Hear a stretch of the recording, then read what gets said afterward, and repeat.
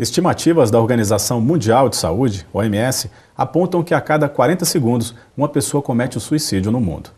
Mas para onde vão os suicidas após a morte? Eles estariam condenados a penas eternas? A visão da doutrina espírita sobre esse tema você acompanha a partir de agora, aqui no Vida e Doutrina.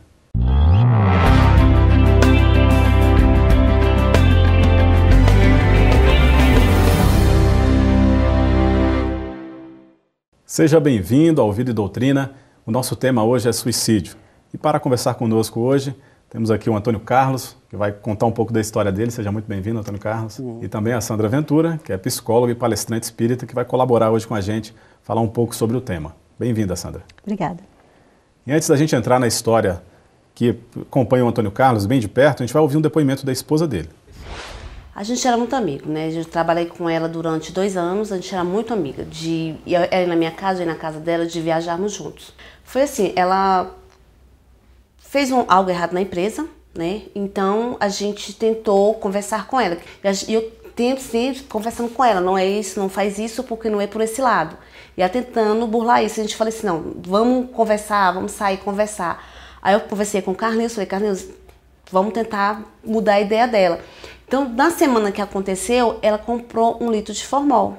E eu não percebi, né, para que seria, porque ela sempre comprava para passar no cabelo. Então, ela pegou o copo de Formol e tomou. Bom, Antônio, a gente viu o comentário da sua esposa, né, triste, né? Sim. A base do Formol, a pessoa consumiu Formol para buscar o suicídio.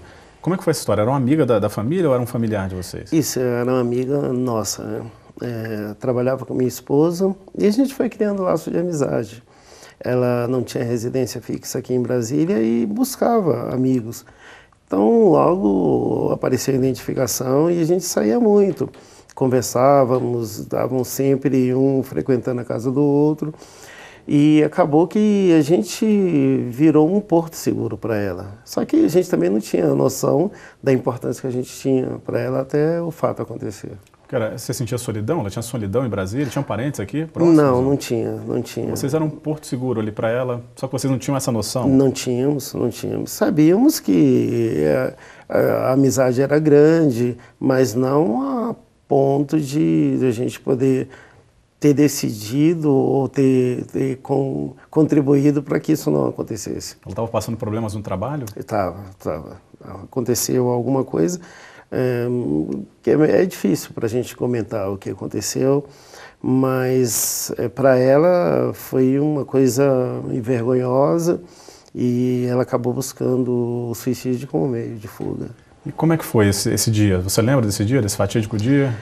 Bom, a gente estava, o que eu me recordo é que a gente estava chegando de viagem no dia e assim que a gente adentrou Brasília, recebemos uma ligação da minha avó que estava doente e pedindo para a gente deixar ela no hospital. E a gente chegou, deixou as coisas em casa e fomos no hospital buscar a minha avó. No meio do caminho, a gente recebeu uma outra ligação dela. Isso era comum, ela chamava, ligava a gente para sair e a gente saía muito. E naquele dia a gente estava muito cansado e a gente achou que talvez fosse para sair, para conversar, nada tão importante assim. E a gente acabou dizendo a ela que outra hora, não, liga mais tarde, que eu estou indo buscar a minha avó, depois a gente conversa, vamos ver se a gente sai amanhã, e deixamos marcado para sair no dia seguinte. Depois disso, quando a gente ligou para ela, já não atendia mais, né? Já tinha o telefone estava desligado. Não, acreditamos que o ato não tinha... Ela só não atendeu mais a ligação? Só não atendeu, desligou o telefone. Aí foi no dia seguinte que ela... acredito que uns 2 dias. Ela ficou incomunicável esses 2 dias? Ficou incomunicável para todos. Sandra, as pessoas dão esses sinais, assim, são claros ou eles ficam, assim, na penumbra? As pessoas não sentem ele na hora? Como é que funciona esse processo? Vai de cada pessoa? Varia de pessoa para pessoa, Carlos. Mas os sinais são, de fato, um pouco nebulosos, porque se confundem com alterações afetivas, com alterações emocionais. Então, ela, como uma pessoa solitária, ela está dentro da linha daqueles que têm um impacto da solidão muito grande e que essa solidão, ela muitas vezes pode provocar estados depressivos, transtornos mentais, em alguns casos, e Então, as pessoas costumam dar alguns sinais, mas que para quem está ao redor não é perceptível enquanto a pessoa não toma consciência disso. Então, por isso é importante um programa como esse, para que a gente possa falar sobre os sinais que o indivíduo que pensa em suicídio ou que tenha ideação suicida, esses sinais sejam conhecidos. Então, as pessoas comentam que a pessoa estava muito bem e de repente aconteceu, mas esse bem ele também, né, acha que está bem. Quando você está próximo da pessoa, você começa a sentir assim, algumas coisas, esses sinais que a gente está comentando. Então, seria o quê? Vigiar mesmo, ficar próximo da pessoa, sentir essa solidão. Qual seria o melhor caminho para poder lidar com isso? O melhor caminho sempre é a escuta, ou a escuta da alma. Você escutar a pessoa e fazer aquela escuta da alma, saber que se essa minha presença ou a necessidade que ela tem de estar próxima, se tem algum outro motivo. No caso da Luciana, que era uma pessoa solitária em Brasília, ela então tinha o apoio da família do Antônio Carlos. E pelo fato deles já conviverem com uma pessoa assim, não dá para perceber, ou eles não perceberam, que ela estava passando por um momento de dificuldades, até porque o próprio indivíduo com ideação suicida, ele camufla o estado depressivo e camufla também, muitas vezes, um transtorno mental, como o caso dos bipolares, que são também chamados de maníacos depressivos, os indivíduos com esquizofrenia. Tudo isso pode ser causa, né, do suicídio, mas as pessoas escondem, até porque pensar em suicídio muitas vezes é vergonhoso. É o estigma, né, que fica também para a sociedade, né, também até a própria família não sabe lidar muito com isso após o acontecimento, né, fica aquela questão, ter um suicida na família, até o depois, o pós-suicídio é uma situação complicada. Quiçá a pessoa está pensando em suicídio, né?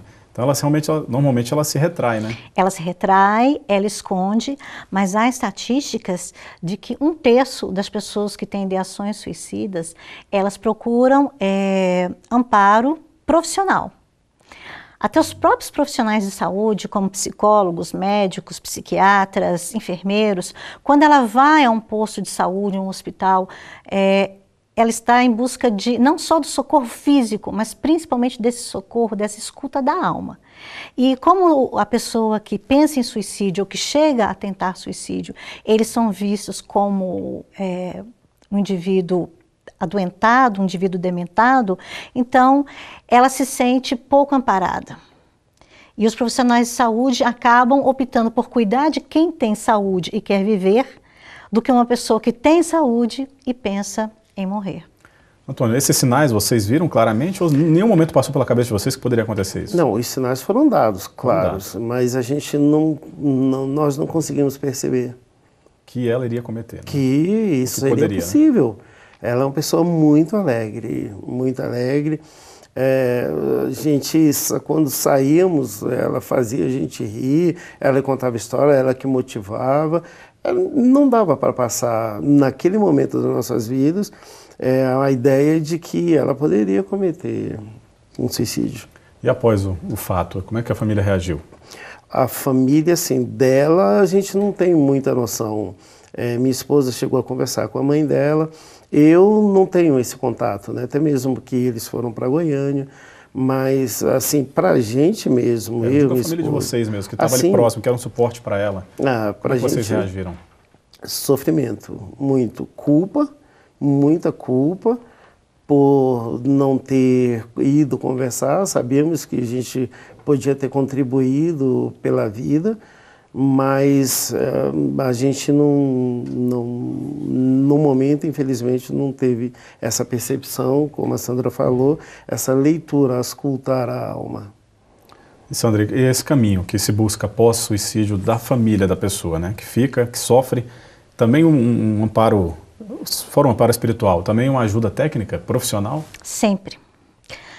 Toda pessoa que pensa em suicídio, nós precisamos construir uma rede protetora, seja de amigos, familiares, conhecidos, profissionais, somente no ambiente de trabalho, na escola.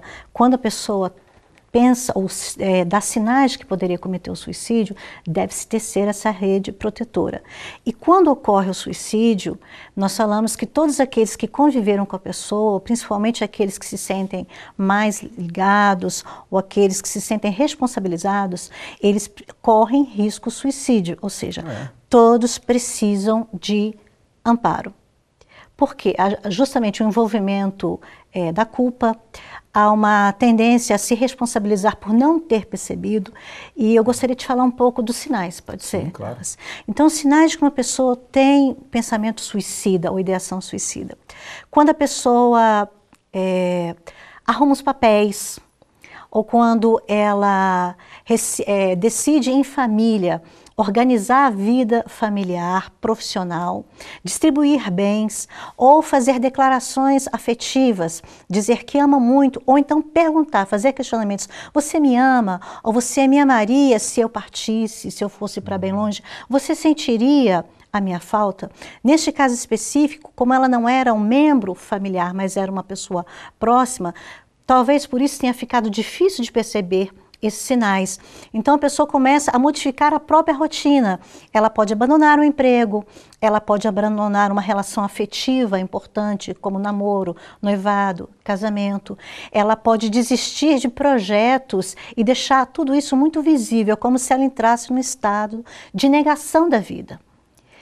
Então, a partir daí, os familiares e amigos, eles têm que estar bastante atentos. Costuma-se dizer que cão que ladra não morde. Mas com a pessoa que pensa em suicídio, ele pode morder, sim. E aí a consequência disso é uma grande tragédia para aqueles que ficam. Porque muitos vão se perguntar, por quê? Ou por que eu não ajudei? Ou por que eu não atendi o telefone? Ou por que eu não fui ao encontro daquela pessoa que eu não sabia que estava sofrendo tanto? Entendi. Bom, a gente vai fazer um rápido intervalo e daqui a pouco a gente volta aqui com o nosso bate-papo com Antônio Carlos, com a Sandra Ventura, no Vida e Doutrina.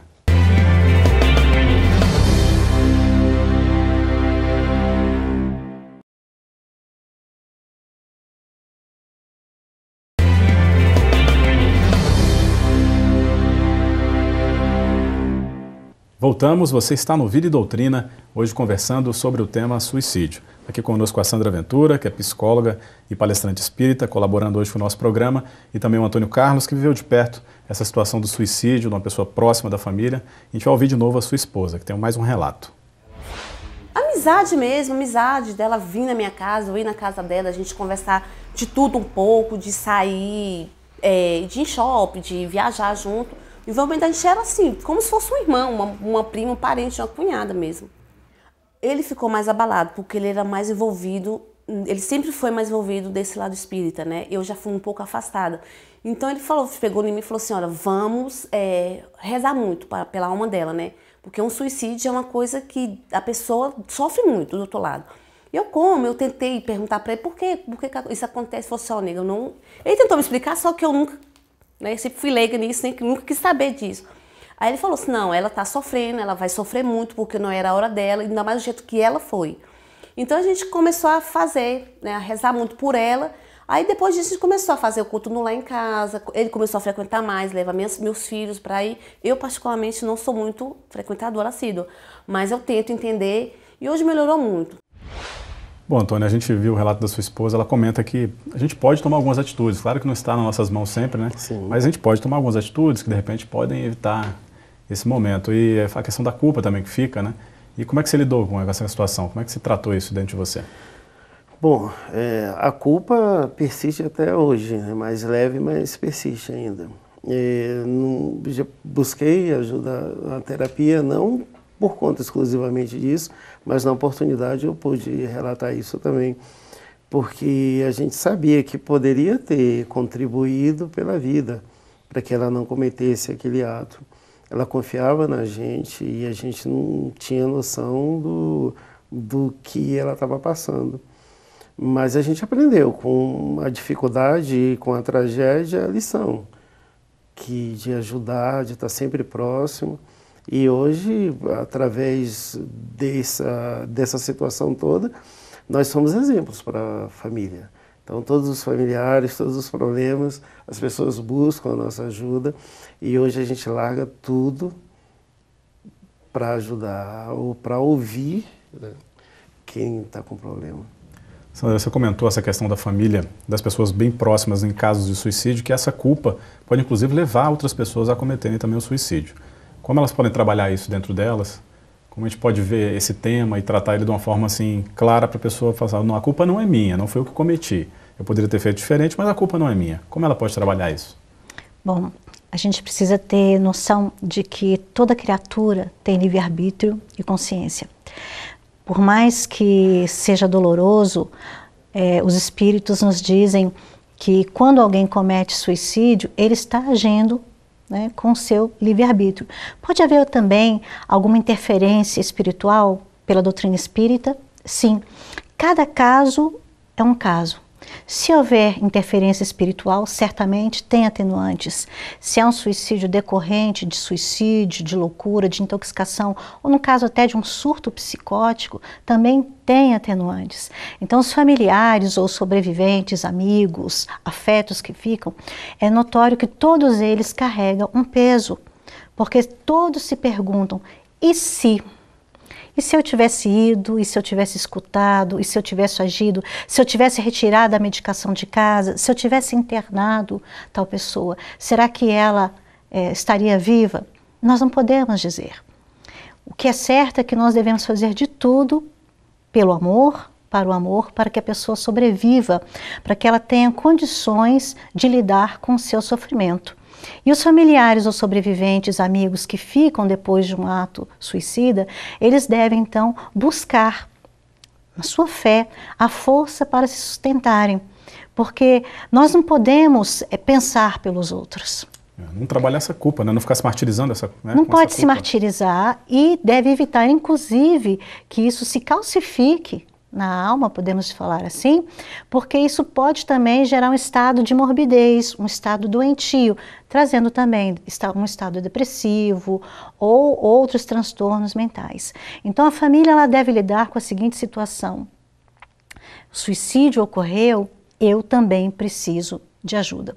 Seja ela psiquiátrica, medicamentosa, psicoterápica e, por que não, e principalmente o auxílio espiritual, o auxílio de uma religião, de uma fé que revigore e planifique para dar sentido àquele sofrimento que foi gerado pelo suicídio. E vamos a mais um relato da esposa do Antônio Carlos. Que eu me senti culpada, né? Porque se eu tivesse largado, né, a Bisa para ajudar ela, acho que ela não tinha feito o que ela fez, não. Então até hoje eu rezo muito por ela, sinto muita saudade dela por ela ter feito isso. E hoje para mim, um dia assim, eu acredito que hoje ela esteja bem. Né? Eu acredito que hoje ela esteja bem e que isso serviu de lição para muita gente. Então todo mundo que eu comento isso, eu falo, gente, a pior besteira é tirar a vida de alguém. Acho que por mais problema que a gente esteja, é rezar, pedir a Deus ajuda e procurar ajuda de alguém, que não resolve. Tirar a sua vida, tirar a vida de alguém não resolve. Porque a gente era muito amigo, muito. Ele falou, se na época ele tivesse dado uma ré, voltado, a gente tinha evitado. Porque eu tinha pegado ela, trazido para minha casa, né? E o produto em si estava onde ela estava. Né? Estavam na casa que ela estava. Então, se eu tivesse tirado ela de lá num momento, na época, eu não tinha feito isso. Eu tinha percebido, eu tinha trago, né? Eu ia ver nas coisas dela, o líquido, alguma coisa, eu não tinha deixado ela fazer. Como ela ficou sozinha na casa, no dia, com uma criança de 7 anos, então isso ajudou muito ela a fazer. Tanto é que a pessoa não viu na hora que ela tomou. Que estava na casa a dona da casa não viu que ela tomou. Viu depois, né, que a polícia chegou no serviço dela, ligou para ela e falou assim, ó, você veio na sua residência que aconteceu isso e isso. Sandra, qual é a visão do Espiritismo com relação ao suicídio? O suicídio é uma transgressão da lei de Deus. Está lá no Decálogo, artigo 5º, não matarás, que quer dizer também não matar o outro, mas também não matar a si mesmo. Todas as religiões tendem à condenação do ato suicida. Porque justamente o que está descrito também de uma forma muito belíssima no Livro dos Espíritos, que nós não temos o direito sobre a própria vida. A vida pertence a Deus. Foi o Pai que nos deu essa oportunidade. E a doutrina espírita, ela traz para nós uma boa nova. Porque apesar de ser uma grave infração, o suicídio, e toda infração ela requer um reajuste com a lei, e toda infração ela traz consequências para aquele que cometeu o ato infracional, a doutrina espírita traz a boa nova, diferentemente das outras religiões. É justamente entendimento de que não existem penas eternas. Então, no próprio movimento espírita, nós temos obras valiosíssimas, como o livro Memórias de um Suicida, da médium Ivone do Amaral Pereira, do espírito Camilo Castelo Branco, em que Camilo conta a sua história de suicida. Ele vai contar dos sofrimentos, ele vai contar, inclusive, de como ele foi resgatado de um lugar onde ele foi levado, atraído pela lei das afinidades. E então, a doutrina dos espíritos nos mostra que, apesar do sofrimento, consequência natural de um ato de infração, de gravame diante da lei de Deus, o ato suicida, ele é visto de uma forma muito particular, porque Deus é soberanamente justo e bom. Então, cada caso é um caso. Nós não podemos dizer que uma pessoa vai sofrer eternamente, por quantos anos, por tanto tempo, para onde ela vai, se seria para o inferno, para o Vale dos Suicidas, para o umbral. O que nós sabemos é que Deus é bom, e tão bom que pediu a Maria de Nazaré para cuidar de todos os suicidas. E aí nós podemos dizer, mas por que Maria de Nazaré? Porque uma mãe, um coração materno, sabe acolher aquele filho que erra e aquele filho que sofre, consolando, soerguendo e tornando mais digno diante de si e da lei de Deus. E como é que foi na casa espírita, Antônio Carlos? Sua esposa comentou que vocês, né, você começou a levar mais os filhos, começou a ter um trabalho um pouco mais firme lá. Como é que foi esse envolvimento após esse caso? Eu, particularmente, comecei a entender um pouco mais sobre essas questões suicidas. A gente acaba tendo medo, né, desse assunto, né? Quando fala em morte, a gente tem um pouco de medo. Mas isso, a partir desse fato, eu passei a conhecer mais a doutrina, não só ler, como trabalhar também e entender.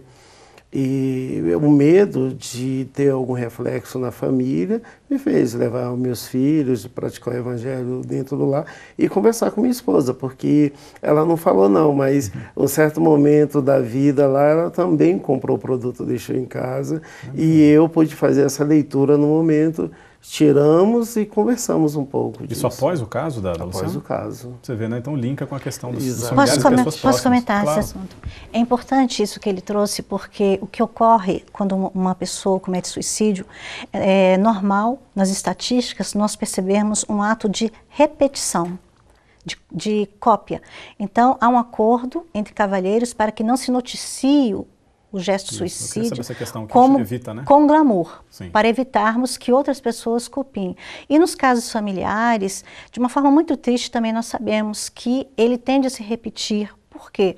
Porque as pessoas que ficaram no grupo familiar, elas podem adoecer juntamente com aquele que suicidou e passam a querer imitar o gesto. Porque se não encontrou resposta para aquele que se matou, ela começa, de uma certa forma, a entrar nesse estágio depressivo, no estado de morbidez, a tal ponto que ela vai achar, de uma forma muito equivocada, que o suicídio também pode ser uma solução para o seu problema. Por isso é que todos precisam de acompanhamento psicoterápico, de longo prazo, até que todos percebam que o estado natural de saúde familiar, afetiva, ele se estabeleceu naquela família. Quebrar essa vibração, quebrar esse sentimento de culpa, e com o tempo, com o tratamento? Com o tempo, com tratamento, com acompanhamento de psicoterapeutas, ou até tratamento medicamentoso em caso daqueles que adoeceram psiquicamente, e também a forma melhor que a família do Antônio Carlos até fez, que seria a prática do culto no lar, a leitura do Evangelho. No capítulo 5 do Evangelho segundo o Espiritismo, bem-aventurados os aflitos, suicídio e loucura. O que é que impede o indivíduo de suicidar? O que é que impede a pessoa de buscar a morte, Sandra, como solução? Daqui a pouco você responde isso para a gente vai fazer um rápido intervalo e voltamos daqui a pouco com Vida e Doutrina.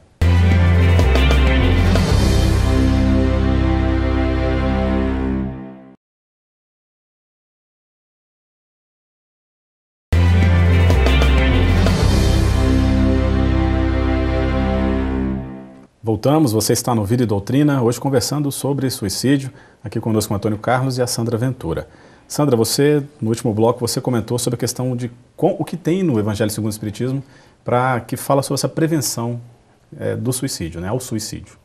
Então, o capítulo 5 do Evangelho segundo o Espiritismo, Bem-aventurados os aflitos, ele traz um item muito bonito que fala sobre a prevenção do suicídio, loucura e suicídio. E o que Allan Kardec traz para nós é justamente isso, de que a materialidade, o materialismo, essa falta de esperança na vida futura são as causas maiores de incitação ao suicídio. E como prevenir o suicídio, ou como fazermos uma campanha de valorização da vida? Desde que nós tenhamos resignação e fé. Esses são os maiores preservativos contra a loucura e o suicídio. Nós temos uma capacidade muito grande, uma elasticidade muito grande de compreensão do sofrimento. Só que muitas vezes as pessoas ficam tolhidas dentro do seu sofrimento e esquecem-se de que nós temos na religião, no caso nós temos a doutrina espírita, que é ciência, que é filosofia, que é religião, que nos dá essa oportunidade de termos uma fé raciocinada. Esta fé raciocinada vai nos dizer então das consequências do suicídio, de que nós não podemos infringir a lei de Deus, mas vai mostrar também que quando o indivíduo comete o suicídio, ele terá uma nova oportunidade de soerguimento diante da lei de Deus. Então vamos aproveitar para ver um vídeo agora, que ele fala exatamente sobre isso, as consequências do suicídio e a misericórdia divina. Eu já fiz alguns tratamentos para a saúde de regressão e eu pude saber uma parte do passado nesse tratamento. Eu teve uma encarnação que eu suicidei, tá? E isso causou algumas lesões no perispírito, que refletiria nessa encarnação. Por causa desse suicídio, eu dei um tiro no ouvido, hoje eu não escuto no ouvido esquerdo, mas a sequela não seria só essa. Eu ia perder a visão do olho esquerdo e ia perder a voz. Também era uma coisa que estava programado para essa encarnação. Você vê que a voz de vez em quando fica um pouquinho rouca, mas teve uma época que estava totalmente rouca, né? E foi marcado, o médico falou, só tem jeito com a cirurgia. E eu marquei a cirurgia. No dia da cirurgia, antes de passar a cirurgia, eu levei o pensamento a Deus e falei para ele, olha, seja feita a sua vontade. O que tiver que ser, eu tenho certeza que vai ser.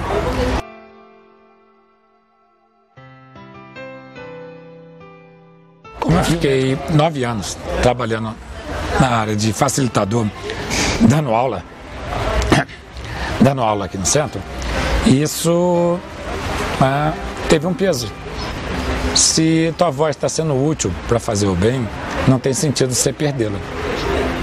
Se tua visão está sendo útil para fazer vídeos, ajudar as pessoas, não tem sentido você perdê-la. Então foi possível uma reprogramação. A Casa Espírita tem a finalidade de ajudar a sociedade a repensar a maneira de viver, através do conhecimento, através das mensagens do Cristo, de maneira que as pessoas consigam entendê-lo, para conseguir uma sociedade que viva mais em paz, que seja menos violenta, que pense mais no seu próximo. Então, ali, para mim, foi o momento da mudança da programação. Até ali eu estava no local certo, com o médico certo, só que quando foi permitido não perder a voz, não foi possível fazer a cirurgia. E isso alterou por completo. E hoje a maior parte do tempo a fala é normal, sem problema nenhum com a voz. Nós não nascemos para sofrer, nascemos para ser felizes. Se sofremos porque escolhemos caminhos errados. Se a gente escolher os caminhos certos, a vida da gente sempre vai muito tranquila.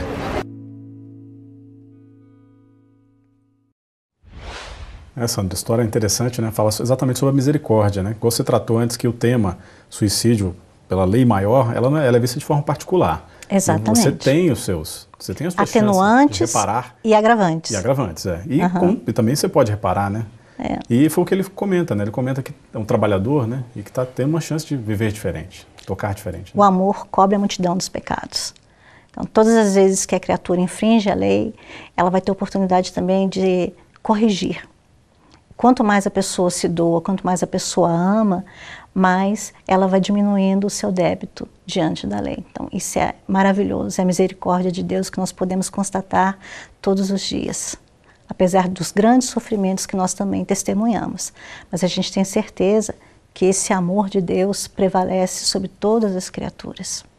Antônio, qual lição tirar de um caso como esse que você viveu, tão próximo, que hoje você toma essas atitudes diferentes, né, em prol do bem, já tomava antes, mas agora um pouco mais vigilante, e inclusive tendo um caso, bem depois em seguida, tendo que prevenir um caso em casa. Né? Em casa.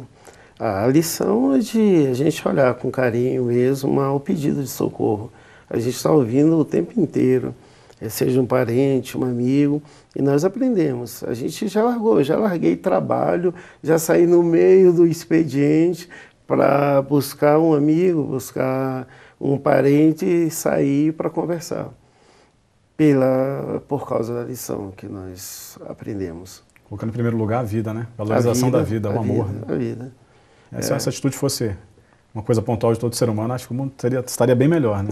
É verdade. Mas os sinais, como a Sandra mostrou para a gente, eles estão sendo dados o tempo inteiro por qualquer pessoa. E a gente tem que aprender a ler esses sinais, fazer essa leitura. Então, Sandra, para a gente reforçar as pessoas que estão nos acompanhando, novamente os sinais, que a gente possa agir de forma diferente e ajudar as pessoas próximas da gente. Quando a criatura tem ideação suicida ou pensa em suicídio, quando ela acha que o sofrimento dela é tão intenso que ela pensa na morte, nós temos oportunidade de mostrar a ela que ela não quer acabar com a própria vida. Ela quer acabar com o sofrimento. Então, tentar fazer um contrato com essa pessoa. Como a gente vai evitar ou como perceber que a pessoa pensa em suicídio? Sempre ouvir. E ouvir de uma forma empática, demonstrar afeto, não demonstrar censura. Você pode abraçar a pessoa simplesmente com um olhar. Quando a pessoa está em intenso sofrimento, ela não quer ser contestada. É como um surto psicótico, não adianta você dizer a real para aquele indivíduo que está tendo um delírio ou uma alucinação. Então, podemos dizer que ela está em delírio alucinatório pelo sofrimento. E essa pessoa, ela quer ser entendida dentro das razões dela. Escutar com carinho, atenção, profunda empatia e estabelecer um contato para que ela tenha entendimento de que viver a vida vale a pena e, quiçá, ela saberá que amanhã ela terá uma solução para os seus sofrimentos ou para os seus problemas. Não se sentir sozinha, né? Não se sentir sozinha e não deixá-la sozinha. Mas se o caso for muito grave, Carlos, se a pessoa realmente tenta suicídio, ele deve buscar ajuda profissional e jamais deixar essa pessoa sozinha. Nós temos que ter esse compromisso. Vamos a mais um depoimento da esposa do Antônio Carlos. E hoje melhorou muito, quer dizer, a pessoa ligar pra gente a hora que for, a religião que for, para o que for, a gente está sempre disposto, a gente lá o que a gente está fazendo para ajudar. Então isso para mim serviu de lição. Né? O que você falou, né? Que a lição, a valorização da vida, agora vocês são uma família que trabalham em prol da vida, né? Em prol da vida. Né? Tendo atenção a esses sinais, ao grito de socorro, porque se alguém busca a nossa ajuda é porque nós somos importantes na vida daquela pessoa. Então a gente aprendeu a essa lição. E você que passou por isso, qual você gostaria de deixar um recado para as pessoas que estão em casa, que estão nos vendo e pensando assim, pô, estou passando por uma situação parecida, pode ser que venha a acontecer. Qual o seu recado para essas pessoas? Busca ajuda, né? A valorização da vida, a gente precisa conhecer um pouco mais sobre essas questões de vida, morte, o que acontece depois da alma, depois da vida. E a gente tem sempre um socorro, tem sempre uma luz no fim do túnel. Eu já passei por situações difíceis mesmo, pensei nisso, né, nessa situação, nessa saída, isso há um tempo atrás. E por um dia, no dia seguinte, que eu resolvi abrir mão daquele problema e deixar o problema ocorrer, eu vi que minha vida continuava e aquilo ia se resolver naturalmente.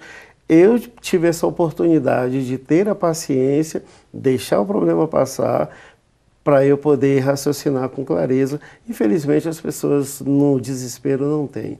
Então, é lembrar que vai ter um outro dia, que tem sempre esperança, não existe nenhum problema que não exista solução. Verdade. Sandra, quais são os caminhos dentro de uma casa espírita que você possa procurar essa ajuda? Qual o primeiro caminho? Chegou na casa espírita? Chegou na casa espírita, atendimento fraterno. Chegar na recepção e falar, olha, eu não estou me sentindo bem, eu estou precisando de ajuda. Certamente essa casa espírita bem orientada vai levar a pessoa para o atendimento fraterno. É uma prévia? Seria uma prévia de ouvir o que está acontecendo? É uma forma de atendimento terapêutico. Você vai fazer a escuta da pessoa e a escuta da alma. E eu gostaria de dizer também, Carlos, que todos são importantes. Aquela pessoa que sofre, aquela pessoa que está em intenso sofrimento, ela deve se lembrar que ela é muito importante para a família humana que todos nós pertencemos. Se nós temos um Deus que é Pai, todos nós somos irmãos. Verdade. Antônio Carlos, muito obrigado pela sua presença aqui conosco. Você gostaria de falar mais alguma coisa, deixar um último recado? Não, eu agradeço a colaboração. Espero que as pessoas que assistam essa programação tenham uma saída, inspiração para os problemas. Todos nós temos problemas, né? Eu espero que a gente possa ter contribuído com a nossa triste história para que isso não volte a acontecer. Sim, muito obrigado, Sandra. Muito obrigado também pela sua colaboração. Espero que possamos contar com você para os próximos programas também. Sim, sim. Muito obrigada. Agradecemos também você que acompanhou o Vida e Doutrina e esperamos você aqui para o próximo programa na FEB TV.